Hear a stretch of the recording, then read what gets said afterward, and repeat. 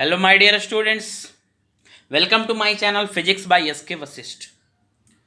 मेरे प्यारे बच्चों, आज हम लोग इलेक्ट्रोस्टैटिक्स के सेक्शन को आगे बढ़ाएंगे, है ना।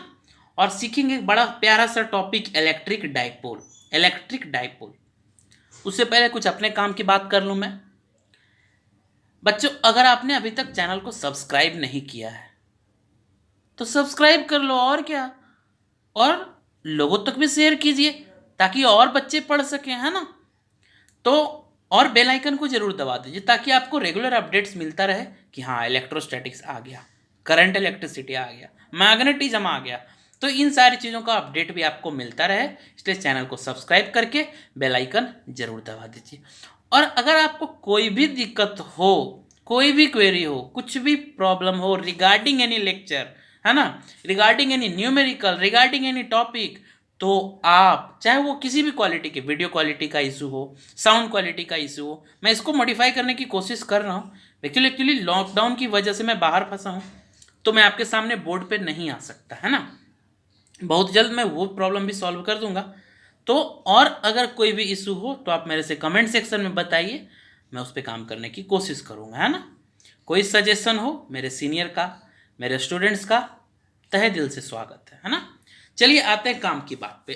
आज हम लोग बड़ा प्यारा सा टॉपिक स्टार्ट करेंगे, जैसा मैंने आपको बताया, इलेक्ट्रिक डाइपोल। इसमें प्यारा क्या है सर?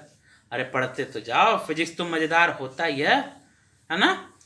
चलिए देखते हैं। इलेक्ट्रिक डाइपोल, इलेक्ट्रिक बोले तो चार्ज, इलेक्ट्रिक बोले तो चार्ज, डाई बोले तो दो, और पोल मतलब टर्मिनल्स, मतलब charge at two terminals, charge at two terminals, charge at two terminals.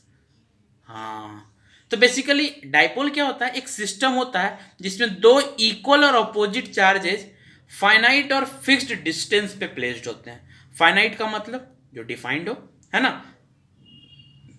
And fixed distance usually काफी स्मॉल होता है ना। मतलब दो चार्जेस इक्वल और अपोजिट, इक्वल और अपोजिट, है ना, equal in magnitude, opposite in nature, very small finite separation पे प्लेस्ड हो, तो उस पूरे सिस्टम को हम लोग क्या बोलते हैं? Electric dipole. क्या बोलते हैं? Electric dipole. एग्जाम्पल के लिए आप क्या ले सकते हो? कोई भी इलेक्ट्रोलाइटिक कंपाउंड का मॉलिक्यूल ले लीजिए, चाहे HCl हो, चाहे H2O हो, कोई भी ले लो, वो इलेक्ट्रिक डाइपोल का एग्जाम्पल है आपकी डेली लाइफ में, है ना। चलिए अब समझते हैं कि इलेक्ट्रिक डाइपोल का स्ट्रेंथ क्या होता है। तो पहले ये देखो, मान लिया ये तो सिस्टम है ना चार्जेस का, एक चार्ज का स्ट्रेंथ क्या? तो सर दूसरे चार्ज को अट्रैक्ट करने की, दूसरे चार्ज को रिपेल करने की, मतलब इलेक्ट्रिक फील्ड क्रिएट कर लेता है। तो इलेक्ट्रिक डाइपोल भी ऐसा करता होगा, उसके पास भी दो चार्जेस हैं, वो भी इलेक्ट्रिक फील्ड क्रिएट कर सकता होगा, है ना। तो उसके स्ट्रेंथ को हम लोग एक फिजिकल क्वांटिटी के टर्म्स में डिफाइन करते हैं, and that is known as dipole moment. That is known as dipole moment. तो it is measured by a physical quantity. Basically जो इलेक्ट्रिक डाइपोल का स्ट्रेंथ होता है वो एक फिजिकल क्वांटिटी यानी डाइपोल मोमेंट से डिफाइंड होता है। जो एक वेक्टर क्वांटिटी है, सिंबल होता है वेक्टर पी, है ना, सिंबल होता है पी, वेक्टर है इसलिए एरो लगा दिया माथे पे, है ना। यानी what is the electric dipole? तो इलेक्ट्रिक डाइपोल तो सर अभी आपने बताया ना क्या, कि it is a system consisting of two equal and opposite charges kept at finite small separation, है ना। Example, any molecule of electrolytic compounds, है ना। Strength of electric dipole, it is basically defined by a physical quantity which is known as dipole moment। मतलब किसी भी electric dipole की क्या ताकत है ना, उस ताकत को बताता है कौन? Dipole moment. ये एक वेक्टर क्वांटिटी है और इसका सिंबल होता है पी, इसका सिंबल होता है पी, है ना। वेक्टर है इसलिए माथे पे क्या लगा दिया? एरो। तो मान लिया, जैसे देखिए ध्यान से, ये जो चार्जेस थे प्लस क्यू और माइनस क्यू, इसको सेपरेशन कितने पे प्लेस करा हमने? 2l। कितने पे? 2l। यहाँ पे 2l को आप ऐसे लिख सकते हो, सेंटर से एक चार्ज l दूरी पे, दूसरा चार्ज l दूरी पे। ऐसा क्यों करते हैं? Just for the convenience of our calculation, है ना। आपके कैलकुलेशन में आगे आसानी होगी इसलिए, बाकी कोई पार्टिकुलर रीजन नहीं है। इसलिए कंफ्यूज मत कि सर एल ले लेते तो क्या होता है, इसको l/2 होता, ये l/2 होता। ऐसा कुछ नहीं है, सिर्फ अपनी सुविधा के लिए, जो मैथ फिजिसिस्ट लोगों ने था, कैलकुलेशन में सुविधा हो इसलिए लोगों ने 2l ले लिया, ताकि, क्योंकि सारा पैरामीटर आप सेंटर से लेंगे बाबू, है ना, सारा पैरामीटर आप कहाँ से लेंगे, सेंटर से, तो 2l का हाफ करना आपके लिए आसान होगा कंपेयर टू l का हाफ करना, है ना, इसलिए। तो यहाँ पे जब सेंटर से इसकी दूरी l है, तो जो डाइपोल का स्ट्रेंथ होता है vector p, that is given by q into 2l, मतलब magnitude of the charge and total length of the system. Magnitude of the charge and length of the system means what, distance between the charges, distance between the charges. ये एक vector quantity है, तो इसके पास direction भी होगा, और इसका direction fix होता है कहाँ, नेगेटिव टू पॉजिटिव। इसका डायरेक्शन फिक्स होता है कहाँ, नेगेटिव टू पॉजिटिव, है ना, इसका डायरेक्शन फिक्स होगा नेगेटिव टू पॉजिटिव, और ये एक वेक्टर क्वांटिटी है। इसकी ऐसा यूनिट क्या होनी चाहिए सर, तो क्यू का कूलम्ब, इसका मीटर, तो इसका ऐसा यूनिट क्या हो गया, कूलम्ब मीटर, है ना। आई होप यहाँ तक समझे होंगे आपने, है ना। क्या समझा हमने आपको कि डायपोल क्या होता है और डायपोल की स्ट्रेंथ क्या होती है। डायपोल की स्ट्रेंथ डायपोल मोमेंट से पता लगती है, जिसका फॉर्मूला होता है Q इंटू 2L, है ना। चलिए एसआई यूनिट और डायमेंशन के बारे में पढ़ते हैं। देखिए इसकी एसआई यूनिट की बात की जाए तो Q into 2L that is coulomb into metre, that is coulomb metre, SI unit coulomb metre, है ना। अगर इसके डायमेंशन की बात की जाए, इसके डायमेंशनल फॉर्मूला की अगर बात की जाए, तो देखिए डायमेंशनल फॉर्मूला भी सिंपल है, Q80, इसका L का M0 L0 M0 L T0, है ना। तो what about the dimensional formula, M0 L AT। Simple था, इसमें कुछ नहीं बता रहा हूँ, बस इसको देख के पढ़ दे रहा हूँ मैं। ये सिंपल है, इतना आपको आना चाहिए, 12th में पहुंच गए यार, डायमेंशन तो बेसिक है ना। ऐसा unit coulomb metre and dimensional formula M0 L AT, है ना। अगर कोई पूछे कि what is 1 coulomb metre of dipole moment, what is 1 coulomb metre of dipole moment, कैसे डिफाइन करेंगे, ये आप सोचना और मुझे डिफाइन करके बताना, है ना। ये आपका होमवर्क हो गया। क्या हो गया आपका होमवर्क, आप मुझे डिफाइन करके बताएंगे कि 1 coulomb metre of dipole moment को कैसे डिफाइन करते हैं, है ना। चलिए आते हैं, अब देखिए कि इलेक्ट्रिक डाइपोल है तो आपको अच्छे से पता है कि चार्ज होगा, और चार्ज होगा तो आप ये भी जानते हो कि वो इलेक्ट्रिक फील्ड क्रिएट करेगा, है ना। अब उस इलेक्ट्रिक फील्ड की वैल्यू कैसे निकालेंगे, है ना, उस इलेक्ट्रिक फील्ड का मैग्नीट्यूड कैसे निकालेंगे, उस इलेक्ट्रिक फील्ड के लिए एक्सप्रेशन क्या होना चाहिए, क्यों, क्योंकि आपको डाइपोल अलग अलग मिलेगा ना, तो एक जनरल एक्सप्रेशन डिराइव करेंगे हम लोग इलेक्ट्रिक फील्ड के लिए, और फिर सीखते हैं कि कैसे डिराइव किया जाता है। लेकिन उसके पहले ये सोचते बेटा, देखिए ध्यान से, मान लिया ये dipole minus Q plus Q, देखिए ये डाइपोल में अगर पॉइंट के पोजीशन की बात की जाए तो ये पॉइंट यहाँ हो सकता है, यहाँ हो सकता है, यहाँ हो सकता है, इधर भी तो हो सकता है ना, इधर भी हो सकता है। तो देखिए पोजीशन होगा कि एक तो इसकी एक्सिस पे हो जाए, ये इसका एक्सिस, एक तो इसकी एक्सिस पे कहीं भी हो जाए, है ना, दूसरा इसके परपेंडिकुलर बाइसेक्टर पे कहीं भी हो जाए, और तीसरा कहीं भी हो, जनरल पोजीशन। तो दो टाइप का पोजीशन, एक इसकी एक्सिस पे पहला पोजीशन, दूसरा पोजीशन इसके परपेंडिकुलर बाइसेक्टर पे, और तीसरा पोजीशन जनरल पोजीशन कहीं भी। तो हम लोग 3 अलग अलग पोजीशन के लिए इलेक्ट्रिक फील्ड निकालेंगे, किसकी वजह से, डाइपोल की वजह से, है ना।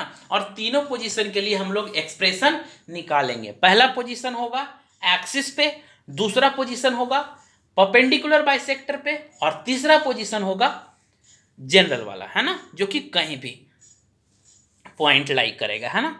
तो सबसे पहले हम लोग निकालेंगे जब पॉइंट एक्सिस पे लाई करता हो, तो जिसको बोलते हैं एक्सियल लाइन पे लाई करेगा। तो देखिए सीखते हैं।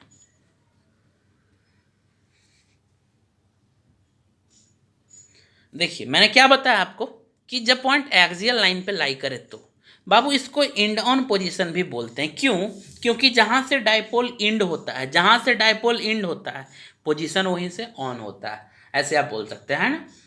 तो मतलब ऐसे समझ सकते हैं, ऐसे याद रख सकते हैं कि इसको इंड ऑन पोजीशन भी बोलते हैं, या फिर point lying on it's axial line, है ना।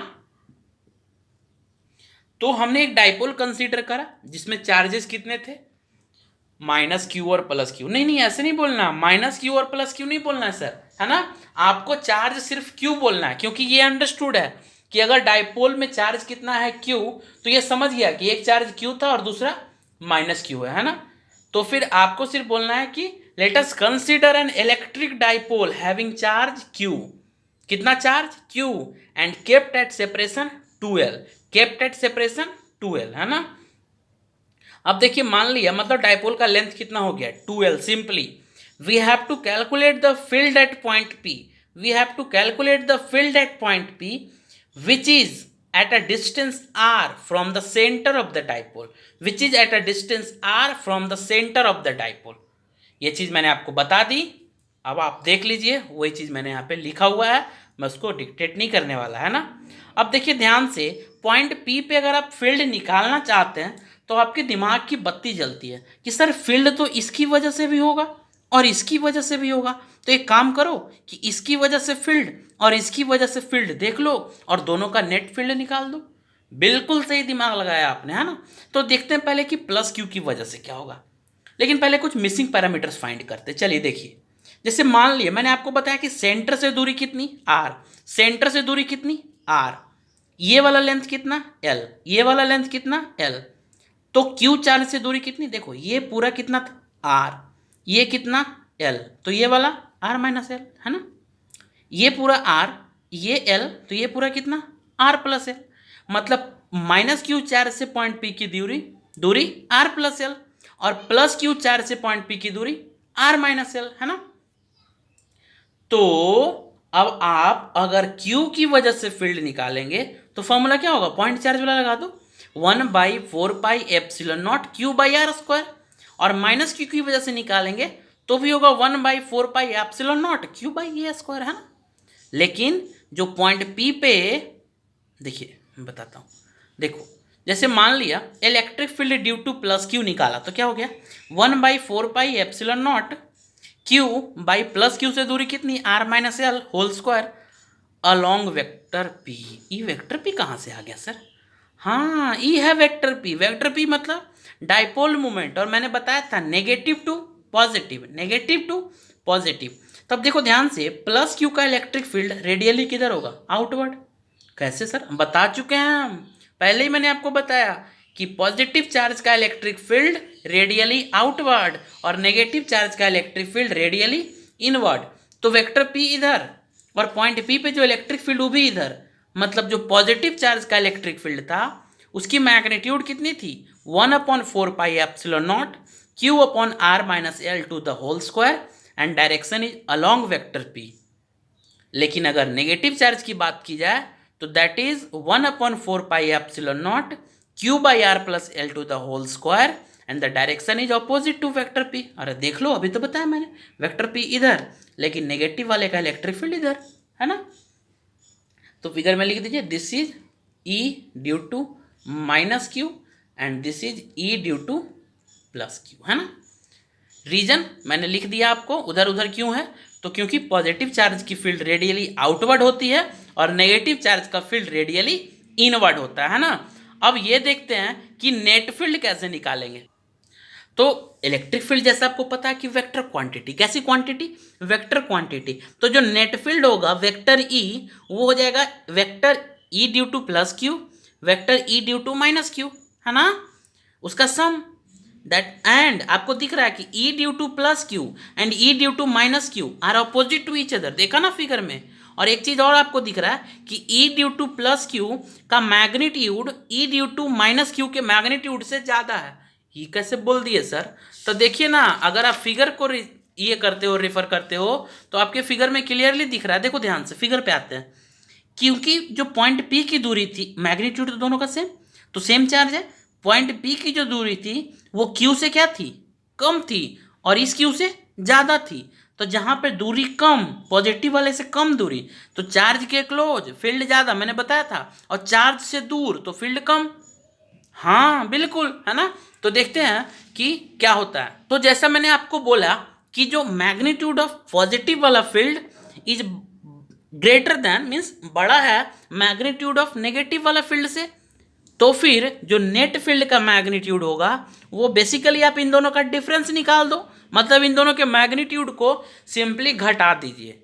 सिंपली इसलिए घटा रहे हैं, देखो एक तो वेक्टर है ना, रिजल्टेंट निकालने के लिए आप ढेर सारा रूल लगा सकते हो, पैरेललोग्राम लॉ लगा दो, ट्रायंगल लॉ लगा दो, लेकिन डायरेक्टली आपको दिख रहा है कि अपोजिट है एक दूसरे के और मैग्नीट्यूड बड़ा छोटा है, तो सिंपली घटा दीजिए ना।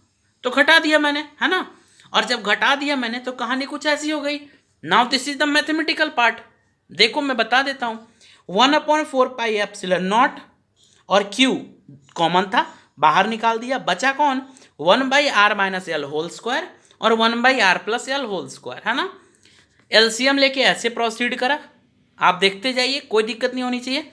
फिर आगे बढ़ा तो ये a-b² into a+b² that is a-b into a+b², और इसको एक्सपैंड कर दिया, है ना। जो टर्म्स कटने वाले थे उनको मैंने काट दिया, उनसे दोस्ती रखनी नहीं है ना, जाओ। चलिए उसको मैंने काट दिया, और जब वो कट गया तो बचा 2rl और 2rl, क्या बच गया, 4rl इंटू क्यू और बाई 4πε0 और r² - l² का होल स्क्वायर, r² - l² का होल स्क्वायर। अब देखिए ध्यान से, आपको पता है कि r जो है much much greater than l है, क्यों, क्योंकि आपको पता था कि l को हमने काफी स्मॉल लिया है ना, तो r तो उसके कंपैरेटिव में बड़ा होगा ही सर, है ना। अब देखिए इसका मतलब l² को आप नेग्लेक्ट कर सकते हो, l² को आप क्या कर सकते हो, क्योंकि काफी छोटा है तो इसके सामने तो नेग्लिजिबली स्मॉल ही हुआ ना सर, नेग्लिजिबली स्मॉल, तो इसको आपने नेग्लेक्ट कर दिया, और जब आपने इसको नेग्लेक्ट कर दिया तो बचा कौन, r², बचा कौन, r², और r² का स्क्वायर यानी r⁴, r⁴। अब इधर देखो Q 4rl, तो इस 4 को अगर स्प्लिट कर दो पार्ट में तो आप ऐसे लिख सकते हैं 2ql और 2r, 2 एक निकाल लिया ऐसे ql, इसमें एक 2 बचा और r।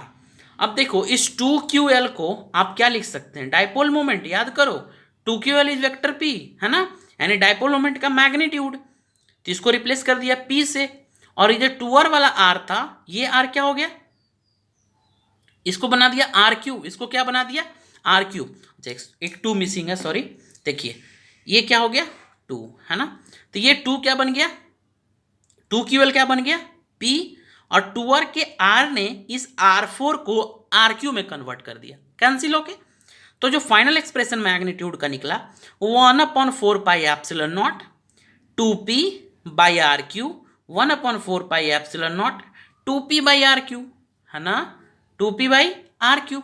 अब देखो ध्यान से, ये तो 2p/r3 हो गया, लेकिन आपको ये भी पता था, पहले मैंने लिख दिया आपको कि जो बड़े वाले मैग्नीट्यूड है और ये छोटा वाला मैग्नीट्यूड है, तो जब इन दोनों का डिफरेंस आप लोगे तो जो डायरेक्शन होगा वो इसके अलग होगा। जैसे देखो मान लिया आपने 20 न्यूटन का फोर्स लगाया किसी पे, और किसी बंदे ने 15 न्यूटन का फोर्स लगाया, दोनों फोर्स लगा के किसी बॉडी को पुल की जा रही है ना, एक तरफ से आप खींच रहे हो, एक तरफ से वो खींच रहा है, तो जो आपका फोर्स ज़्यादा है तो इस बॉडी का मूवमेंट ऑब्वियसली आपकी ओर होगा ना, तो इन दोनों फील्ड में ये फील्ड ज़्यादा था तो नेट फील्ड का डायरेक्शन इधर होगा, along field due to positive charge that is along vector P, यानी जो इलेक्ट्रिक फील्ड नेट वाला आया, मतलब जो रिजल्टेंट इलेक्ट्रिक फील्ड आया वो क्या हो गया 1/4πε0 2p/r3 अलोंग वेक्टर पी, किधर, वेक्टर पी के अलोंग। ये हो गया आपको डाइपोल मोमेंट की वजह से उसकी एक्सियल लाइन पे इलेक्ट्रिक फील्ड, इस तरीके से निकालेंगे, है ना। तो किसी डाइपोल मोमेंट का किसी डाइपोल का आपका डाइपोल मोमेंट पता होगा, r डिस्टेंस पे निकालना होगा, आप आराम से फील्ड निकाल सकते हैं, है ना। ये एक डेरिवेशन है, इंपॉर्टेंट है।